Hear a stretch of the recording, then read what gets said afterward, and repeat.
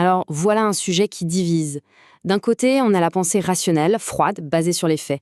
Et de l'autre, tout cet univers de croyances qu'on qualifie d'ésotérique ou de New Age. Un monde de symboles, d'énergie, de sens cachés. On a l'impression que ces deux mondes sont condamnés à s'affronter et qu'ils ne peuvent pas se parler. Mais et si c'était juste un énorme malentendu? Et si on était passé à côté de l'essentiel? C'est ce qu'on va essayer de creuser ensemble. Prenons un exemple que tout le monde connaît, la pensée positive. Cette idée que nos pensées peuvent, d'une certaine manière, créer notre réalité. Pour un rationaliste pur et dur, c'est une absurdité totale. Pour ses adeptes, c'est littéralement la clé de tout. Alors qui a raison? Et si la vérité se trouvait quelque part entre les deux? Si cette fameuse pensée n'agissait pas sur le monde lui-même, mais plutôt sur notre capacité à agir dans ce monde? C'est précisément cette tension qu'on va décortiquer. Bon, allons-y. Le conflit entre ces deux façons de penser, en fait, il repose sur une méprise fondamentale. C'est simple, elles ne sont pas conçues pour faire la même chose. Elles n'opèrent pas sur le même plan. Et voilà la distinction clé. La pensée rationnelle, c'est notre boîte à outils pour comprendre le monde extérieur. Ses lois, ses contraintes, la causalité. Elle demande qu'est-ce qui est réel. La pensée ésotérique ou symbolique, c'est tout autre chose. C'est une technologie pour naviguer notre monde intérieur. La psyché, les émotions, la motivation. Elle ne demande pas ce qui est réel, mais plutôt comment est-ce que je dois agir. L'une décrit, l'autre est un mode d'emploi pour soi-même. Et c'est là précisément que les problèmes commencent. Le délire, il apparaît quand la pensée symbolique prétend pouvoir changer la réalité physique. Penser très fort qu'on va gagner au loto, par exemple.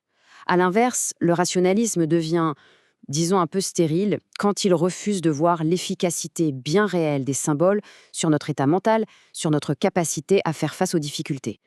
Pour bien comprendre le New Age d'aujourd'hui, il faut faire un petit retour en arrière. On remarque un schéma qui se répète.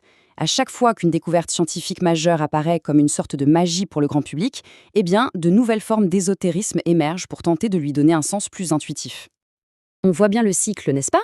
Fin 18e, l'électricité, le magnétisme, ce sont des forces invisibles, mystérieuses. Hop, Mesmer s'en empare. Un siècle plus tard, Blavatsky arrive et propose une spiritualité un peu à la carte, qui colle parfaitement avec l'individualisme et le capitalisme naissant, puis Steiner essaie de remettre de l'ordre dans tout ça, et enfin les années 60 font tout exploser en mélangeant libération sexuelle, contestation politique et quête spirituelle. Allez, passons à la partie pratique. Et si on arrêtait de regarder ces symboles comme des vérités littérales? Et si on les voyait plutôt comme des outils psychologiques? On peut imaginer ça comme un petit guide de traduction, de la magie vers la psychologie. On commence avec un grand classique, un symbole que tout le monde connaît, au moins de nom, le fameux troisième œil. Mais qu'est-ce que ça veut dire, vraiment, au-delà de l'image un peu cliché? Non, le troisième œil, ce n'est pas un vrai œil pour voir le futur ou l'aura des gens. C'est une métaphore incroyablement juste pour ce que les psychologues appellent la métacognition. C'est-à-dire la capacité d'observer ses propres pensées, ses propres émotions, sans être complètement fusionné avec elles. C'est le vieux « connais-toi toi-même ». C'est la naissance d'un soi plus stable, plus lucible. Continuons avec un autre concept qui est sorti des cercles spirituels pour entrer dans le langage de tous les jours, le karma. Mais est-ce qu'on saisit vraiment toute la portée de cette idée? Si on le traduit de manière rationnelle, le karma, ce n'est pas une sorte de justice divine qui distribue les bons et les mauvais points. C'est plutôt un principe systémique. C'est l'intuition profonde que nos actions ont des conséquences complexes, souvent invisibles au début, et qui finissent par nous revenir, une sorte de boucle de rétroaction sociale. Le gros danger, bien sûr, c'est quand on l'utilise pour justifier l'injustice en disant que la souffrance des gens est méritée. Et pour finir ce petit tour d'horizon, parlons des chakras. On entend souvent parler de centres d'énergie qu'il faudrait nettoyer ou aligner, mais leur signification est bien plus riche et structurée que ça. Là encore, il faut être clair, ce ne sont pas des faits anatomiques. Aucun chirurgien n'a jamais trouvé de chakra au bout de son scalpel. C'est une carte symbolique, un outil pédagogique d'une puissance folle pour comprendre les différents étages de l'expérience humaine. Et c'est là qu'on voit à quel point cette carte est géniale. On peut la lire comme une histoire, l'histoire de l'évolution de la conscience. Tout part de la base, le plus fondamental, la survie, la sécurité. Ensuite, une fois qu'on est en sécurité, vient le désir, la pulsion de vie. Puis, la capacité d'agir sur le monde, de prendre sa place. Mais la vie n'est pas qu'une question de pouvoir. Vient l'étage du cœur, l'empathie, le lien à l'autre. Puis, le besoin d'exprimer ça, de communiquer. On monte encore, on arrive à la conscience de soi, la réflexivité. Et tout en haut, la quête de cohérence, l'intégration de toutes ces parties. Ce n'est pas de la magie, c'est une architecture du vivant. De nos jours, la physique quantique a pris la place du magnétisme du 19e siècle. C'est devenu la nouvelle grande source de métaphores pour parler de ce qu'on ne comprend pas, et c'est souvent utilisé un peu n'importe comment. La différence ici est cruciale. Le discours New Age fait souvent une erreur de catégorie. Il prend les lois du monde de l'infiniment petit et les applique à notre échelle. Ça n'a aucun sens physique. En revanche, l'analogie, elle, peut être un outil de pensée très intéressant.